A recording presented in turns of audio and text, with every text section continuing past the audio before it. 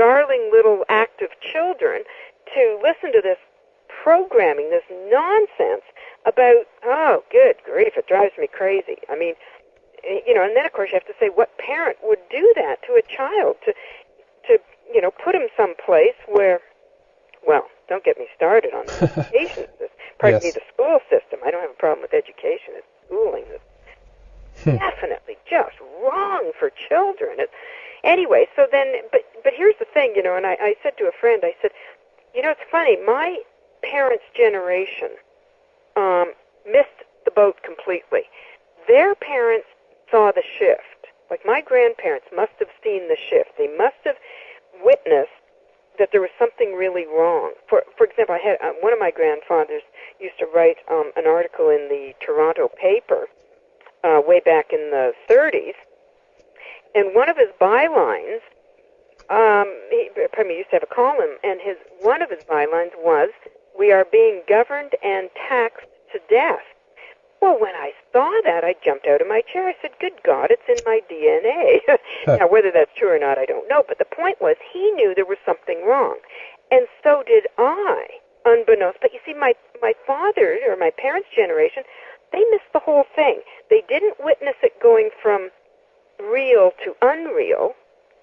And their parents didn't know enough to say, this is the way it used to be and look how bad it is now. So they kind of missed the whole thing, and they didn't live long enough to hear me say to them, look, you were the generation that was completely unconscious. At least my grandfather knew there was something wrong. But I'm not saying that my parents didn't have a glimpse of it. I'm just saying they were powerless. They were raised in the bad system, and they weren't powerful enough to do something about it. So my grandparents' generation knew there was something wrong, and here we are, 2 generations later, doing something about it because we've gotten the message that we're it, and if we don't do something about it, we're all sunk. Yes.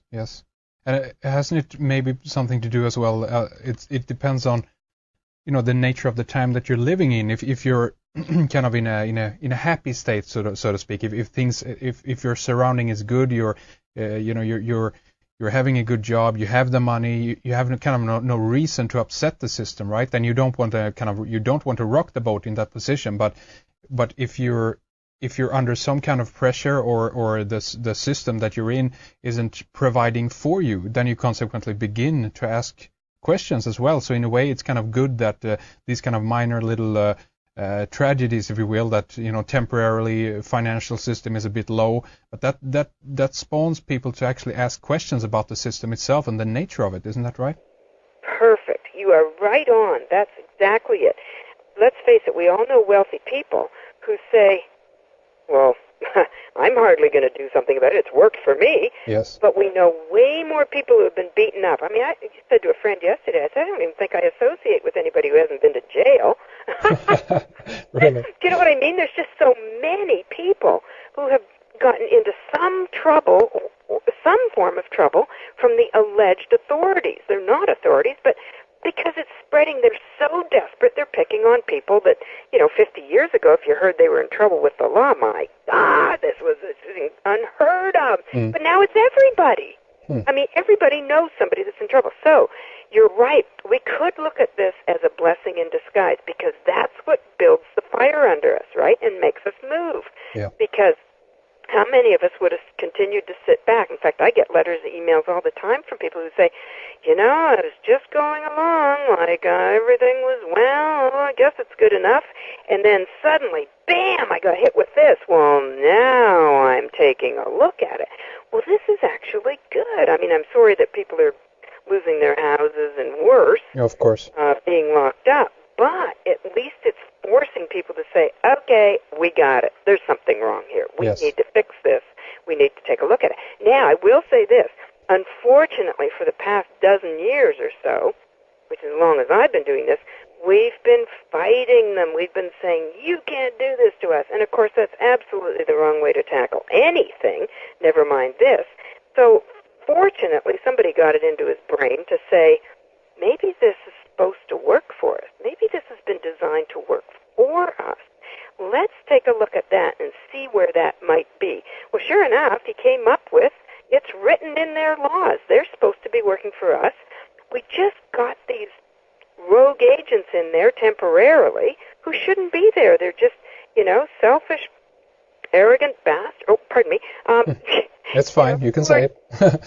Yeah, okay. So anyway, who are essentially just taking advantage of a situation. Yes. And they're not serving their brothers, and that's going to come back and bite them. It really will. They're going to be sorry someday that they've hurt their fellow man, because you can't get away from that stuff, can you?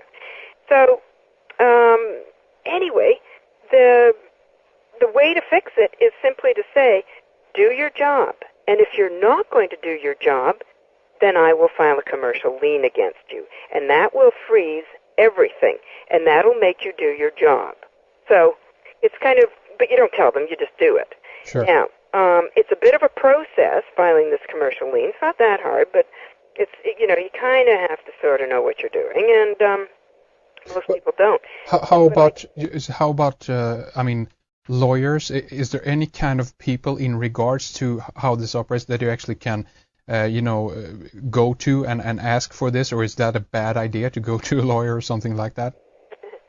Well, number one, lawyers don't know what we're doing. Okay, right. Have made the effort to find out. Right. They're completely in the dark. In other words, you think about people who have been misled. Holy jumping. So not only do they not know, if you go to them, because they're so dependent upon their position, like they've been so brainwashed, they'll defend their position right or wrong. So there's really no point in talking to them, right?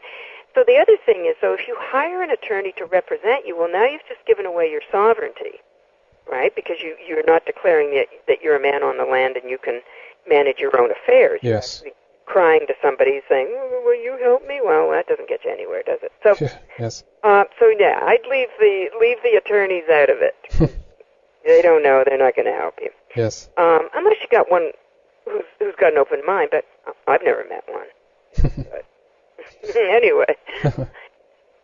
So, let's see here, for people that are then interested to kind of in really following up this, and let's say that the listeners are in the US or in Canada, Australia, or even somewhere in Europe, in Scandinavia.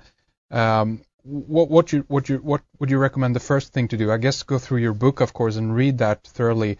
But then at that point, is there a website somewhere you can go in order to find out more about the exact names of the documents, etc., to get things going, to get started on this?